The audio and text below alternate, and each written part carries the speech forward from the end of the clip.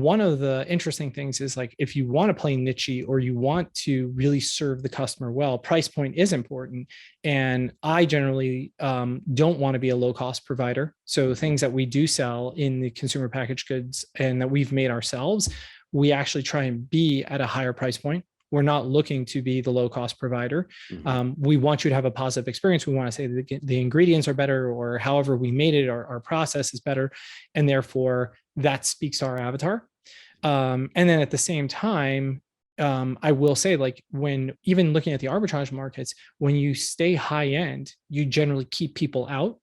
Because what tends to happen is, like, if I say to you, okay, you can spend $10 and make $10, right? So it's an ROI of 100%. Sounds pretty sexy. But if I tell you, like, it's going to cost you $100, but you're going to make $50, you're like, that's a 50% ROI. But I only have to sell one versus you selling five, right? Because I'm making $50 on the 100.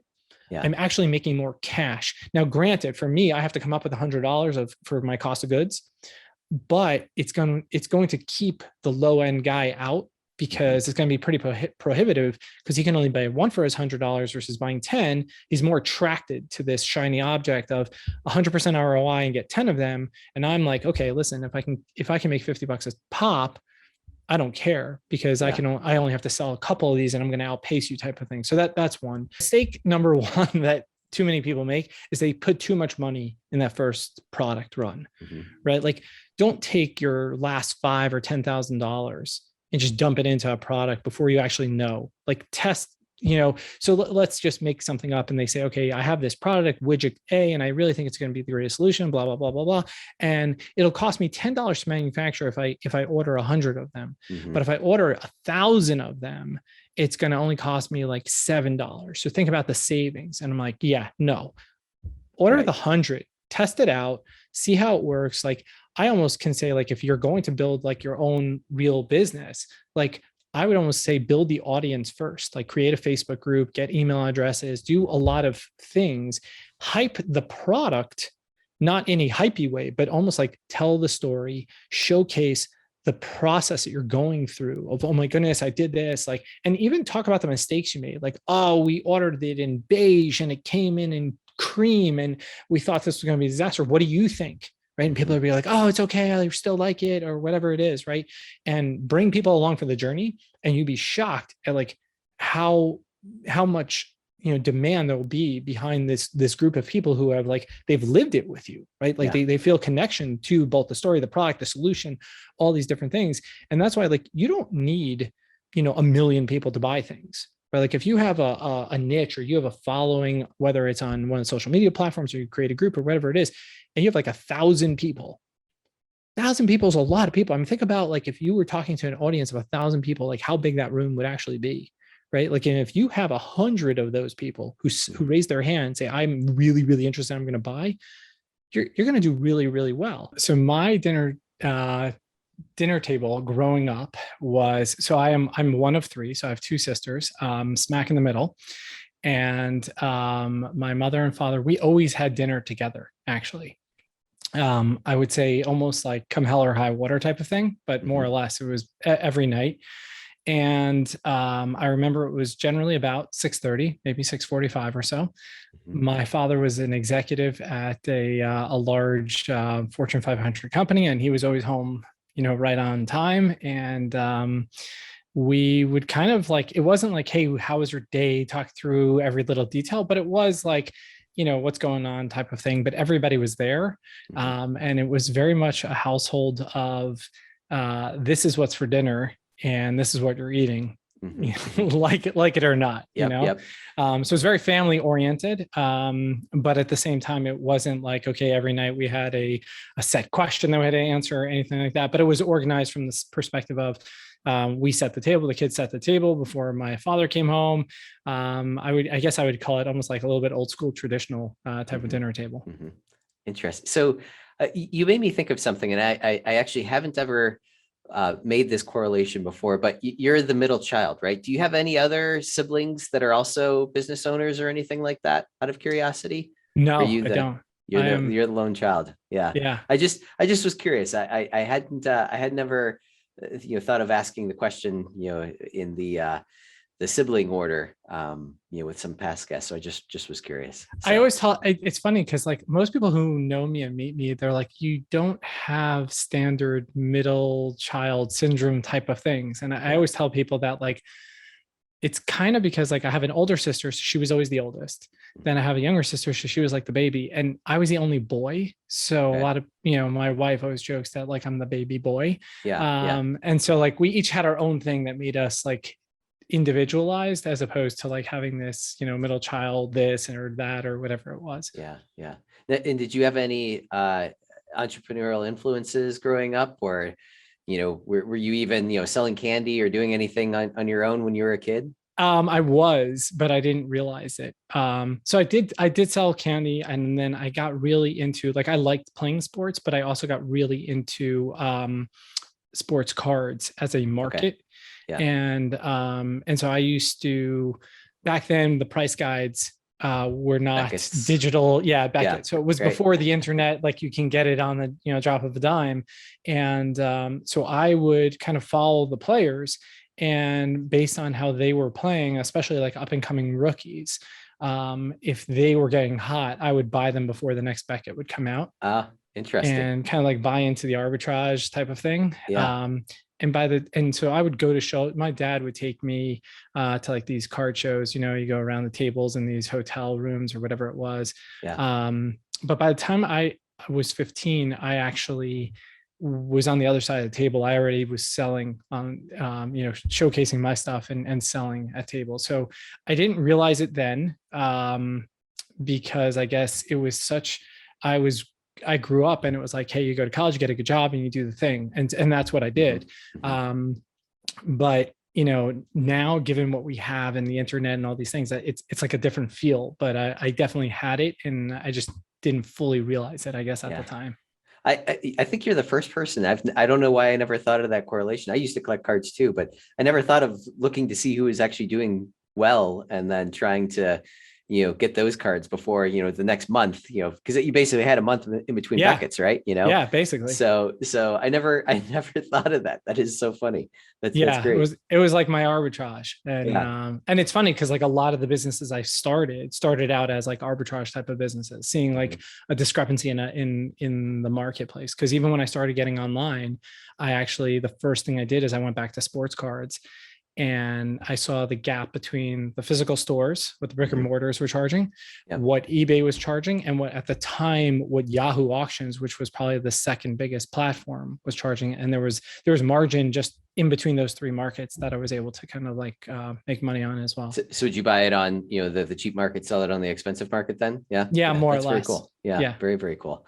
Oh, so you mentioned you started a couple other business. Well, actually, before we get into that, sure. did you go to college? Did you do that Yeah, typical thing? Yeah. So you did the yeah, whole yeah. college thing. I did the college thing, and I still to this day have a day job as well. Okay. Okay. So I did the college thing. I did. I fully in high school. I fully intended to be a lawyer, and so I Mhm. was going. Freshman year, I'm like, okay, I'm gonna be pre-law. And one of my professors, was talking to me, and he had gone to law school at Columbia University.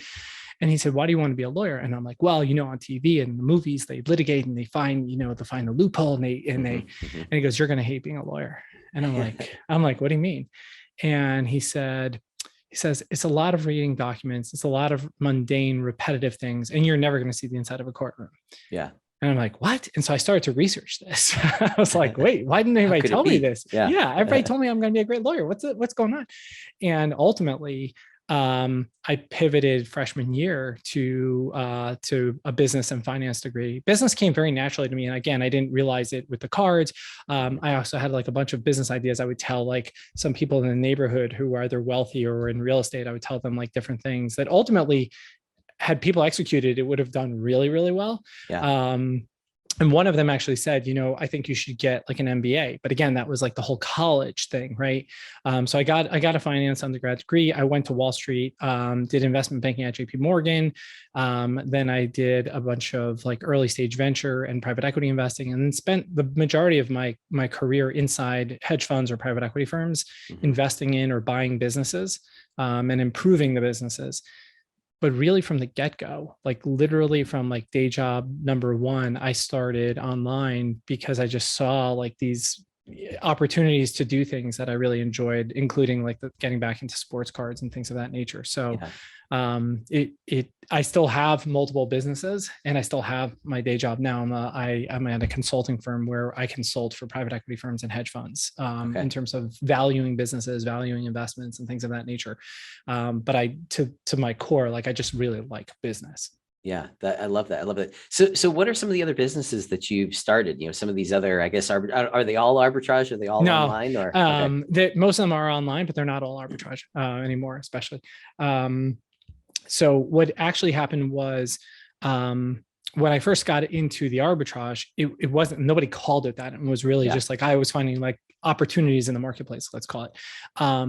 What ultimately that led to was I was selling e-commerce physical products. And part of the draw for me was I could have my day job and I wouldn't be a face forward marketer, right? Like I wouldn't have to market myself. I wouldn't have to market anything because I could stay behind, let's call it the wall for my job and no one would know. And I could kind of have these businesses.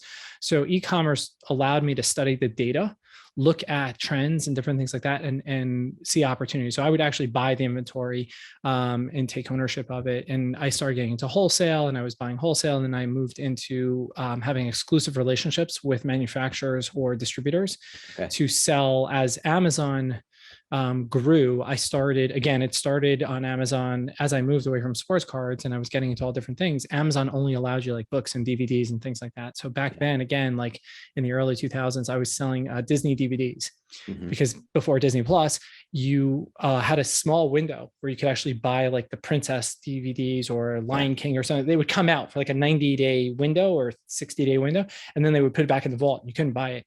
So during that window, I would just basically go out and buy them all and sit on them. Sometimes I had to sit on them for almost a year, but I would sell them at like 3x their price. So they went back in the vault. Yeah. Yeah, exactly. Supply dried up, and then I had the demand was there, and I was the only one with supply and whatever.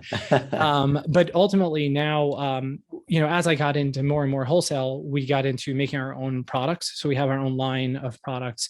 And we kind of play in the niches a little bit where, I have a partner on one business because obviously I don't have the full time to dedicate, but a lot of it is like data analytics can tell you exactly where you want to go. And once you know your avatar and things of that nature.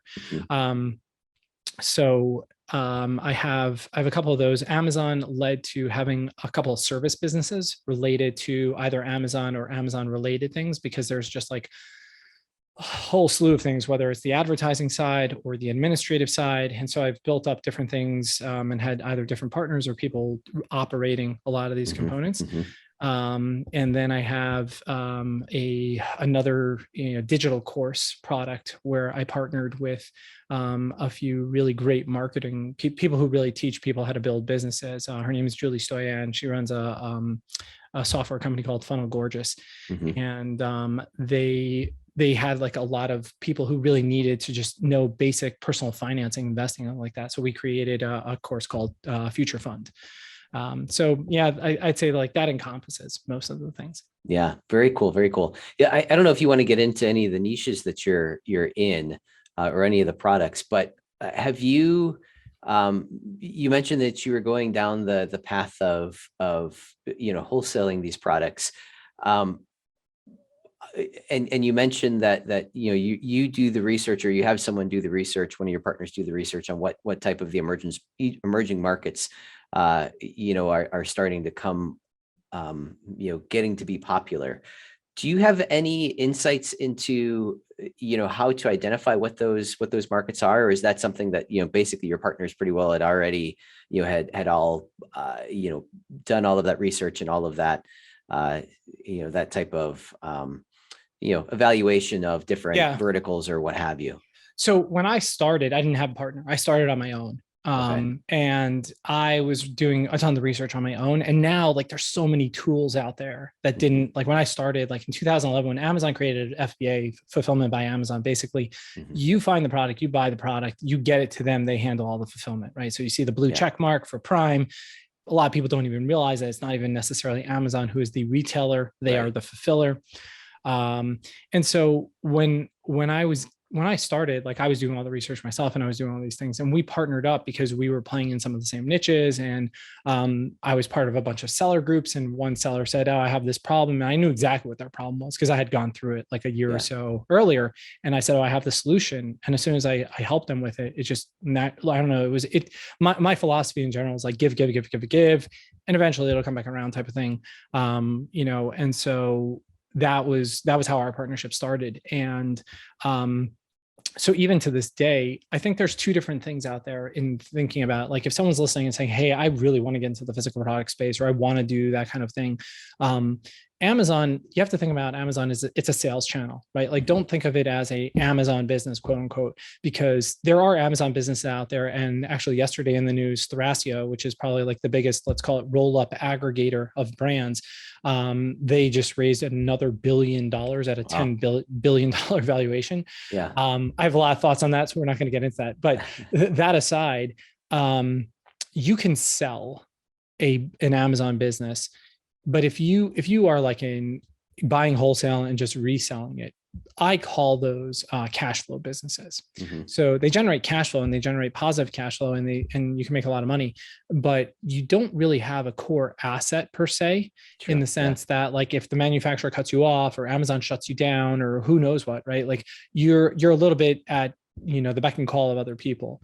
And if you build a brand though, and Amazon is just viewed in your mind as a sales channel, whether it's Shopify as your sales channel, i.e. your website, or Amazon, ultimately you have a business that is much stronger that someone would buy. And so the way I think about it is if when people come to me, because like I'm like a mentor in different places, and they're like, "Hey, I want to do this Amazon stuff." And I'm like, "Okay, what do you want to do? Do you want to cash flow and just like make some money? Or do you truly want to build a business?" Because if you really want to build a business, like you start not with the product, not with the product, but you start more with the avatar. Who is the user? Who is your buyer? Like think of that person as a real person, and think about like, hey, how can I serve that person? What problem am I solving for them? And that product that you're going to create and sell is going to do that.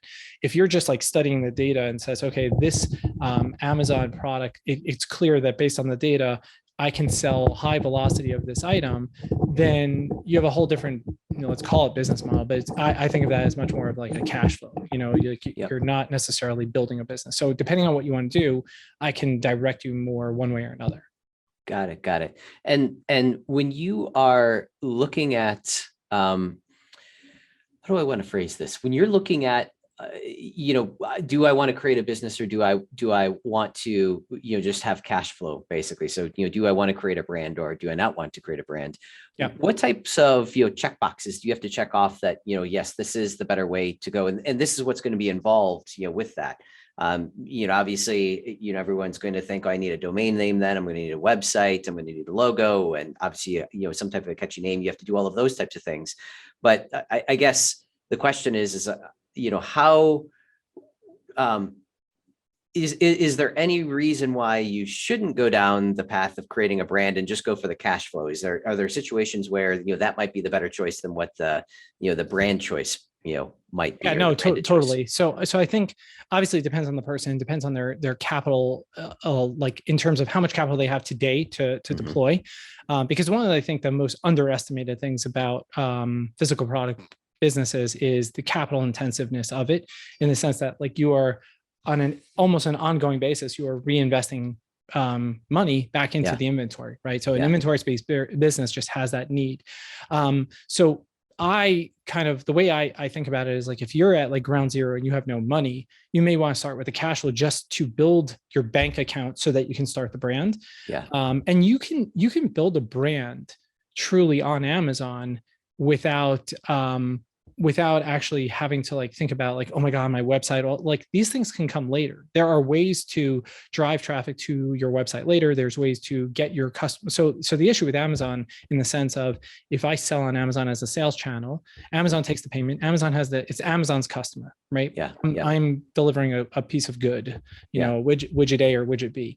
And so I have to now somehow get in front of that customer directly, because I want to get them to my website. Ultimately, I want to own that customer, meaning at least their data.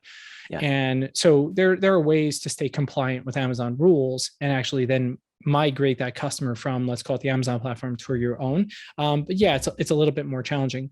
But I think if you think about it from a perspective of like, hey, I have no money, arbitrage or even wholesaling is definitely an interesting kind of way to kind of grow. The platform though now really has a lot of levers, in the sense like you have to understand the sell through. You actually have to understand like if it's not your brand, how many other people are selling that product and at what price, Yeah. and where you truly are going to make money on that product, and where you're not, like how much compression in price can you see. Yeah.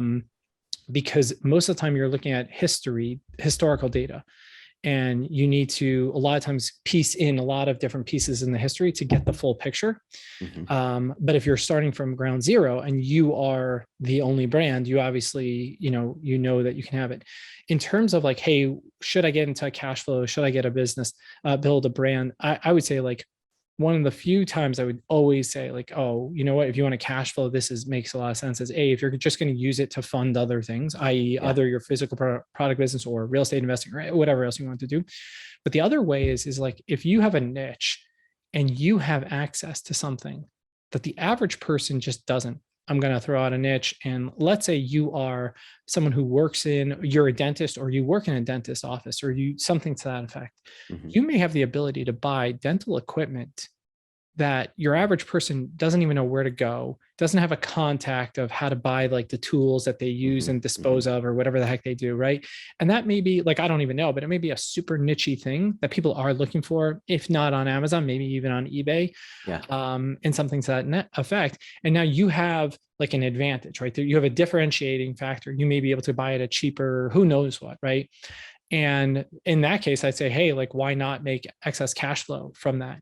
If you're a professor in a college and you have access to all your students' old textbooks, like at the end of every semester, offer to buy it from them, like 90 cents on the face value or something, like whatever, you can research that market pretty quickly and you have a strong flow. Whereas most of the other sellers who are selling textbooks are out hunting textbooks, where you could just like basically say, hey, 5 extra points on your grade. I don't know if you could do this, not like giving legal advice or ethical advice, but like maybe there's some kind of lever that you could pull to kind of get your students to sell you the book at the end, or something like that, and so again, you have like a leg up advantage that may give you some kind of cool lever that nobody else has. So you just rattled off 2 really interesting businesses that I would have never even thought. Do you have any kind of frameworks that you sort of look at your own market, your own life, or that you offer other people that they can use to sort of identify, hey, you know what, there might be something here that I've never thought of. Like, what do I have in my own life that I could potentially capitalize on? Have you ever thought of anything that way? Are there any? Yeah. So it's funny in the course, the Future Fund Me, what we did was we were trying to show people how they can even like start, like I always use Parkinson's law as a really good example, regardless of what you want to apply it to. So Parkinson's law basically says that however much time or space I give something, it will fill it. And so to make that more practical is if someone calls you, Matt, and says, okay, whatever project I want you to do, you normally say it takes you 3 weeks to get it done. And the client says, well, I can give you 2 weeks. You now have a choice, right? Can you get it done in 2 weeks and jam it in? Or are you going to pass on the client, right? And so, if you're like, okay, I want the client, they're going to pay me a premium, blah, blah, blah, I'll do it. I'll jam it into 2 weeks, even though it really should take me 3 weeks, right? So Parkinson's law is basically what's saying that you're going to find, you only had 2 weeks of space or that time, and you're going to jam it in and get it done. Same with like, the people who procrastinate their schoolwork and they have a report, they have a month to do it, and they end up doing it like in the last 2 days or whatever it is, right? So it's the same with money, in the sense that like, if you tell me you spend $5,000 a month and you only make $5,000 a month, so you have no money left over to invest, I kind of like would reverse engineer that and say, okay, listen, I'm going to take away 10% of your money. I'm going to skim it off the top, which is kind of a little bit like how a 401k thesis came about. But again, not going to go too far off that path. But if I say to you, now you only have $4,500 a month to live off of, you're going to make it work. You're going to find places to shave, carve, do whatever it is. And it's not about the latte you're cutting out your coffee. It's more that you're probably wasting things that you don't even realize. And so now you have $500 a month to invest. And so the next thing we did in the course was, one of the things I should say was that we talked about was finding that first dollar to deploy. even outside of Parkinson's law. And so we gave like different ideas of ways people can generate extra money that they didn't even know lying around. So the first thing I tell people is like, especially if you've never used eBay, Amazon, Etsy or Mercati or any of these platforms, kind of test it out, just learn it. Even Facebook Marketplace, you'd be shocked at what you could sell, like what people will pay you, right? Like I remember eBay used to advertise on New York City on the trains, and it was like kind of like your junk is someone else's treasure. I think that was like one of their taglines back in the day. And so it's the same thing. Like you'll learn the process, you'll understand like how things sell and move if you just kind of sell excess things around your house, and it'll generate some money. But B, the framework I generally think about is like, what is something that like I know, like, or use, and how widely known, like, and used is it? And that will kind of like define, like, is it like mass adoption, right? Like, am I using Procter & Gamble's Bounty and their Crest toothpaste? Or am I using something kind of like niche that a lot of people don't necessarily know yet? And maybe there's like crazy demand for this niche weird thing.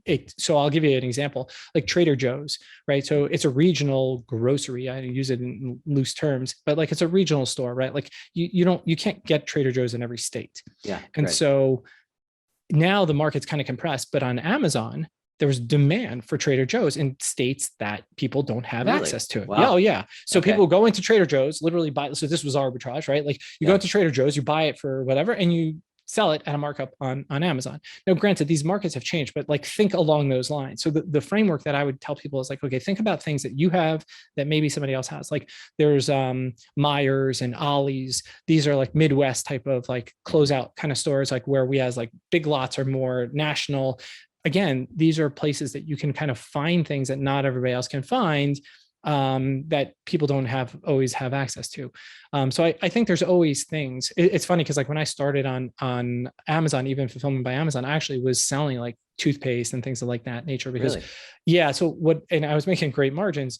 Partially because in the beginning, like there were a lot of things I was doing. I was stacking like coupons and what have you, but this was like early days. But one of the things I thought about, the way I thought about from a framework perspective is like, okay, if I'm selling you a leaf blower or a lawnmower, probability says you won't buy another one for 3 years, maybe 5 years. But you probably buy toothpaste every 90 days or so. And so when I translate that into, okay, what do I want to sell? I want something like consumable-ish, like reusable consumable that is going to get replenished, right? So a replenishable item is a huge demand. Now, granted, like if you look at these companies that sell this stuff, right, like the margins may be tighter, but they're going to make it up on volume. Same with the grocery store, right? Like the margins stink, but they're making it up on volume. And so like thinking about businesses like outside of physical product, like Amazon or Shopify, like if you look at some of the interesting business models are, if you look at Amazon and you look at Costco and you're like, hey, where do they make their money? So Amazon charges $120 for Prime. And it's kind of like, once you pay that money, you'd never not pay it again, but like, it's kind of like whatever. So that drops like whatever, $1 billion of cash into Amazon's coffers every year. And if you look at Costco, they don't break out the numbers anymore, but they used to break it out in their annual earnings, but more or less they run the physical product side of the business. They run at like a 12 to 15%, on average, 13% margin, which the way they explain it is that pays for rent, it pays for salaries, it keeps the lights on. And so we basically try and break even on the product, and then we sell $65 to $120 memberships to people. And that's where all I want to say like a good 50 to 70% of the profit margin of the business comes from that. And then you have like the travel and the glasses and the car parts and the gas. And then that just kind of adds to the bottom line as well. So super positive customer experience. I can't live without this thing, right? So Costco and Amazon both do that. They sell it in a recurring revenue model to themselves where they make a ton of profit. And then they give you the great customer experience. Now, obviously Costco does it in bulk. So you feel like you want to be buying more and more and more and more. But ultimately, like the profit is from the recurring revenue side that you feel you can't live without this thing. So going back to the initial question of like, hey, physical product, I want to find things that people are like, hey, I want to keep using and I almost can't live without type of thing, or I consume it, so I need to come back and get more of it. Yeah. And so you're looking at a consumable market, would you say that, with that mindset, are there any consumable type markets that you would stay away from? And obviously there's probably, I guess there's an element to obviously cost there, right? Is it a market that everyone can afford, that everyone, is using this, or is this again more of a niche type thing that, rather than a $10 or $12 a month price tag, it's $5,000 a month price tag. It's still consumable, but maybe it's a much smaller market that is consuming whatever that is. So Yeah. any thoughts there? Yeah, so there's a bunch of different thoughts actually there. So I do think in general, like high-end goods, right? So 10, 20 years ago, the consumer packaged good, the CPG industry is so different than it is today because we have this sector that never existed called DTC, right? Direct to consumer. Yeah. And the Procter and Gambles of the world are fighting off brands that like didn't exist 10, 20 years ago. And not only are they fighting them off, these guys don't have to spend $50 million on advertising. They go on a platform, they run a bunch of Facebook ads, they sell on Amazon, whatever it is, and they're competing up against their Crest toothpaste now, right? Yeah. So I think one of the interesting things is like if you want to play niche or you want to really serve the customer well, price point is important. And I generally don't want to be a low cost provider. So things that we do sell in the consumer packaged goods and that we've made ourselves, we actually try and be at a higher price point. We're not looking to be the low cost provider. We want you to have a positive experience. We want to say that the ingredients are better or however we made it, our process is better. And therefore that speaks to our avatar. And then at the same time, I will say like when even looking at the arbitrage markets, when you stay high end, you generally keep people out. Because what tends to happen is like if I say to you, okay, you can spend $10 and make $10, right? So it's an ROI of 100%. Sounds pretty sexy. Yeah. But if I tell you like it's going to cost you $100, but you're going to make $50, you're like, that's a 50% ROI. But I only have to sell one versus you selling five, right? Because I'm making $50 on the 100. Yeah. I'm actually making more cash. Now, granted, for me, I have to come up with $100 for my cost of goods, but it's going to keep the low end guy out because it's going to be pretty prohibitive because he can only buy one for his $100 versus buying 10. He's more attracted to this shiny object of 100% ROI and get 10 of them. And I'm like, okay, listen, if I can make $50 a pop, I don't care because I only have to sell a couple of these and I'm going to outpace you type of thing. So that's one. And in terms of markets to stay away from, so I generally advise people like,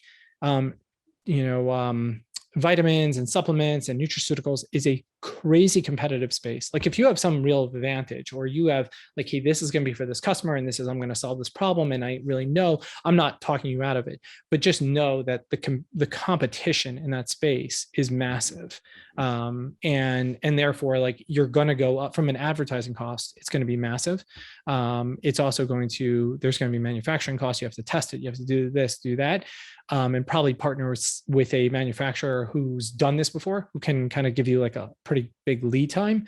But if you could take something and focus it on a niche, meaning I'm just trying to think like take pets, right? There's pet vitamin, there's pet this, but maybe I'm not a pet expert by any stretch of the imagination. I don't even have a dog, but like, let's say dogs really had anxiety and you had something that could calm the dog's anxiety. That would probably be like an interesting niche. Now there may be already this product out there, but my point is that you're playing in a broad, big market that there's huge demand for. Now you've kind of found a very specific problem and you can find some unique thing. And instead of it having maybe CBD, it has, I don't know, some other natural ingredient that people are more receptive to putting in their dog. I have no idea, but that kind of thought process. So it sounds like you're basically saying that, find products that are going to need to be replenished, as frequently as possible. And you want to, create more of a premium feel to that. What would be some techniques or strategies that you can use to create that premium feel? And, is it just creating a story? Is it, packaging, all of the above? I mean, what are some of those things that you can, maybe take, an everyday thing and make it feel more premium, without really even necessarily having to do all that terribly much. And I don't know if Yeah. there's a product like that, but I'm just curious. Yeah, no, that's a great question. I think those are great examples, right? So I think it can be feel. So let's use Apple as an example, right? Like if you buy an Apple iPhone or an iPad, right? Like even a MacBook, right? Like that almost like to get the box open, right? Like you ever Yeah. get that like it, Yeah. the suction, right? And then like the little plastic, it's so minimalist, but so high touch type of feel, right? Like you feel like it feels good, right? Like, Yeah. or if you look at some of the, high end brands, I'm sure a lot of people aren't like going out buying Rolexes and things of this nature. But if you are, like, look at how they package it. Look at that feel. So the packaging matters. Like I'm not telling people to waste all this money on the front end, but if you're like, hey, listen, we want it to have a high end feel, those are things that people do pay a premium versus me throwing a whole bunch of, of your doggy treats in a Ziploc bag versus the packaging has that smooth matte feel to it and it's a resealable Ziploc type of package. There's pros and cons to that. So that's one example in terms of like the touch and the feel. I think the messaging and the story is huge, right? Like I've seen so many really good examples, and there's so many great books now out on this. Like Story Brand is one of these. Donald Miller's Story Brand is a really good one. But then there's Stories That Stick. Kendra Hall is another one, and I think the one I'm blanking on that's really really good. It's not like a natural business book. Is like story. I'll have to remember it and tell you, but he really there's like story like tell-offs, almost like stand-up comedy, but they're stand-up stories. And it's a slam, the story slams. And he talks about like think about where you put the emphasis in these things. And it's kind of like, hey, if I brought you a baseball, a Major League Baseball, and I gave it to you as a gift, and it was kind of like, hey, it came in a Rawlings box and it was new, you'd be like, oh, thanks. And you're like, whatever, it probably is 10-15 bucks in the store. Great. I could have picked that up, whatever. But if I take that ball, right, and I scuff it up and I say, hey, I caught this, it was a foul ball from Derek Jeter, or, it was a Cleveland player, or whatever it is, right? Like, be like, holy cow, like the intrinsic value there just like spiked because like because the story. And I could give you like a great story, like, it was the home run that won the game, whatever it is. And obviously I'm not going to make up a lie, but telling that story just went that I took a $10-15 baseball and I made it worth a couple $100 to you, or priceless, right? Yeah. It's the same thing like with that product.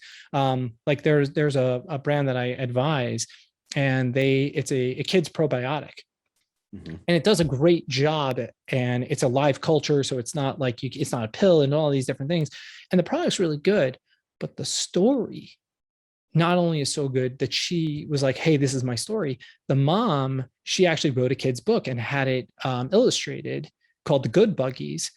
And I think the book is called like Bella and the Good Buggies, because it's the story of like how she came about this problem, how she came about the solution for her own child. And this is how you can get your child to like take this probiotic more, because what is the solution it solves? And it's like a way better story than if it's like, hey, yeah, I got this probiotic and it works really well. Yeah. So it's so she had a good story. She had, a product that, maybe she manufactured, and she created, I guess, other material to be able to support her story, to be able to, deliver that in a different way. That's interesting. What are some of the things that you have seen people make mistakes? Maybe they might come to you and say, hey, I've got this idea. I've got, I'm trying to do this, what have you. Do you have anything that comes to mind that are sort of common mistakes that people seem to come to you a lot about, or seem to be complaining a lot about, and you have good success with solving for them? Yeah. So mistake number one that too many people make is they put too much money in that first product run, right? Like, don't take your last $5,000 or $10,000 and just dump it into a product before you actually know. Like, test, so let's just make something up and they say, okay, I have this product widget A, and I really think it's going to be the greatest solution, blah, blah, blah, blah, blah. And it'll cost me $10 to manufacture if I order 100 of them. But if I order 1,000 of them, it's going to only cost me like $7. So think about the savings. And I'm like, yeah, no, order the 100, test it out, see how it works. Like, I almost can say, like, if you're going to build like your own real business, like, I would almost say build the audience first, like create a Facebook group, get email addresses, do a lot of things, hype the product, not in a hypey way, but almost like tell the story, showcase the process that you're going through of, oh my goodness, I did this, like, and even talk about the mistakes you made. Like, oh, we ordered it in beige and it came in cream and we thought this was going to be a disaster. What do you think? Right. And people will be like, oh, it's okay. I still like it or whatever it is. Right. And bring people along for the journey. And you'd be shocked at like how much, demand there will be behind this group of people who have like, they've lived it with you, right? Like they feel connection to both the story, the product, the solution, all these different things. And that's why like, you don't need, a million people to buy things. Right? Like if you have a niche or you have a following, whether it's on one of the social media platforms or you create a group or whatever it is, and you have like 1,000 people, 1,000 people is a lot of people. I mean, think about like if you were talking to an audience of 1,000 people, like how big that room would actually be, right? Like, and if you have 100 of those people who raise their hand and say, "I'm really, really interested, I'm going to buy," you're going to do really, really well. Because if you deliver what you say you're going to deliver, and people have the experience that they have, whether a product, service, doesn't matter, they're going to talk about it. And especially if they're in a community of 1,000 people and 10% of them tried it and they really like it, and they leave reviews and all these different things, and you have testimonials. Like a lot of times I was always like anti, like, oh, the social proof of things. Oh, take a picture of this. But the reality is like it sells, it works. Like if you go and you look on Amazon with products with reviews versus the competitor that has no reviews, you're probably going to be more inclined to buy the product with the reviews simply because there's social proof. There are other people who've said, I've tried it, I've liked it, I've used it. Yeah. And any advice for people who may be just getting started where they have an idea, maybe they have a product, but they don't necessarily, and they've identified, which actually that's a whole other thing too, is identifying your avatar, identifying your user, but maybe they've identified their user, but they don't necessarily have a following of any of those users. Any advice on, how to attract, especially, just grassroots, first starting out, maybe you have a few samples or, 10, 15, 20 of whatever the product is, getting that in front of those people and, being able to, I guess, identify how they respond or react to whatever your product might be. Any thoughts on launching that or getting that started? Yeah. I mean, there's lots of different ways to do it, but I would say like, if you have already said like, this is what I want, this is how it is, and I know how it works, and you can even have samples, you can leverage other people's audiences in many different ways. So meaning like if you are a part of a Facebook group that is in that category, you can talk about first and foremost, always add value, right? Like don't go in and try and sell things, but like if you can be active in that group and start helping people solve their problem, and it doesn't have to be, here's my product, this solves your problem, but it's like, well, I think you need dandelion root in your diet. And people are like, how am I going to get that in my diet? Like, you'd be like, well, what we did for my kid was like, we used to, melt down some chocolate and then we'd pour the dandelion root in, we'd mix it all together and we'd let it chill overnight. And then we had this chocolate that had dandelion. People are like, oh, that's so great. Oh, so how long did it take you? And you'd be like, oh, it took this, took that. And then you can be like, oh, by the way, we also, we now manufacture that if you want, or like whatever it is. So that's like you can kind of add value and get people in there. Or you can even just say to the person like, hey, you want to try this? I have it, free. I'll send you a sample, that type of thing. Or then lastly is, again, leveraging other people's audience. I have a sneaking suspicion that there's probably, and it doesn't have to be a massive influencer, but a micro influencer in the space you are solving that problem for, who would potentially do some sort of partnership with you, whether it was a paid partnership, whether it was an affiliate, like, hey, give me a piece of this or something like that. Maybe it's an equity deal in the company type of thing. But there are a lot of creative solutions when you have nothing to start from an audience perspective. Yeah, that's great advice. This is fantastic. If people want to learn more about you, from you, with you, what would be the best way to reach out and get in touch and learn more, or get in touch? Yeah, so I am I'm probably most active on Instagram, which is Aryeh the businessman on Instagram. Futurefundme.com is that course I had mentioned. I have a podcast where I kind of talk business in general, also called Inside the Lion's Den. And then, I'm on all the social media platforms, but that's pretty, my name is generally on all the other platforms, just Aryeh Sheinbein. I love it. I love it. Aryeh, thank you for being on the show. And this is fantastic. I think this is going to help a lot of people. So many, many My thanks. pleasure. All right, my pleasure. Thanks for having me.